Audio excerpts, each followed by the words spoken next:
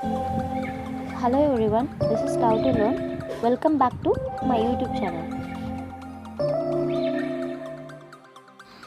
Maxims of Cooperation. It seems the founder of Irish cooperative movement, Sir Horace Plunkett, sum of cooperative in 3 famous maxims. Maxims, it seems, a saying that is widely accepted on its own merit. So மொத்தம் 3 merit சொல்கிறாங்க. First ஒன்று வந்து better farming, better business and better living. இந்த cooperative மூலயமா இந்த 3த்தை வந்து develop பண்ணுறதாகவும் அதை ஃபார்மர்ஸ்க்கு இதன் மூலயமா வந்து க்ரெடிட் கொடுத்து ஹெல்ப் பண்ணுறதாகவும் வந்துட்டு சொல்லியிருக்காங்க. இதில் ஃபஸ்ட் ஒன்று பார்க்க போகிறது better farming. Better farming it means helps the farmer to realize the better production in the farm business through adoption of the request technology.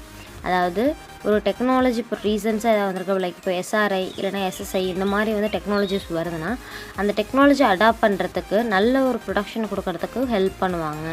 ரெண்டாவது என்ன சொல்கிறாங்கன்னா, the farmer objective of achieving higher production and productivity will be realized only when the resources are available in adequate quantity and at the right time.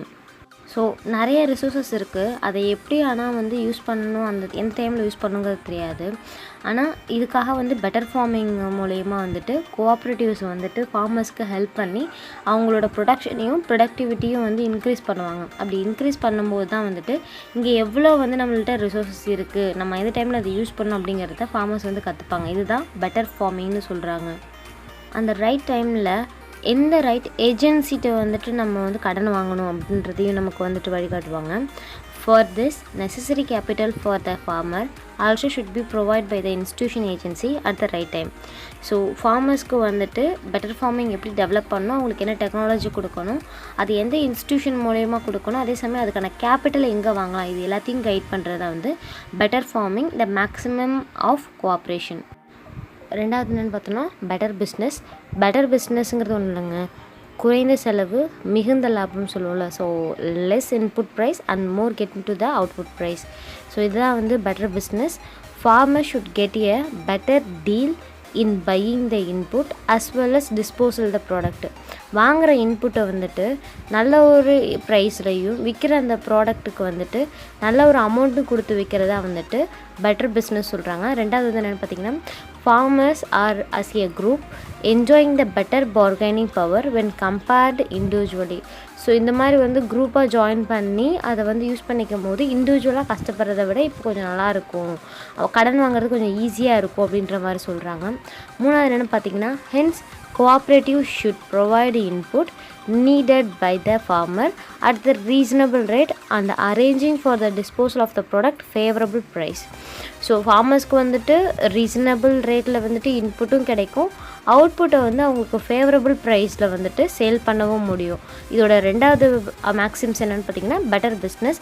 அது வந்து என்னென்னு பார்த்திங்கன்னா, farmers get a input reasonable rate and sell a product favorable price. Better பிஸ்னஸ்ங்கிறது producer side, better லிவிங்கிறது வந்துட்டு consumer side. கன்சியூமருக்கு நல்ல ப்ராடக்டை நல்ல ரேட்டுக்கு கொடுக்குறது தான் வந்து better living. This implies that the cooperative society should supply the consumer good to the consumer at the reasonable rate. So எந்த ஒரு பொருளை வாங்குறது நல்ல குவாலிட்டியில் வந்துட்டு ரீசனபிள் ரேட்டில் கொடுக்குறதா வந்து பெட்டர் லிவிங். ரெண்டாவது, this is helps the consumer to pay less than what they pay in open market. Consumer open மார்க்கெட்டில் அதிகமாக மணி கொடுத்து வாங்குவாங்க, அதை விட கம்மியாக தான் இந்த இடத்துல பே பண்ணி அவங்க ப்ராடக்ட் வாங்குவாங்கன்னு சொல்கிறாங்க.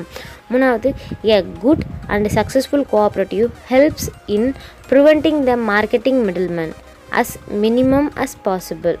So especially private trader from the taking under the advantage.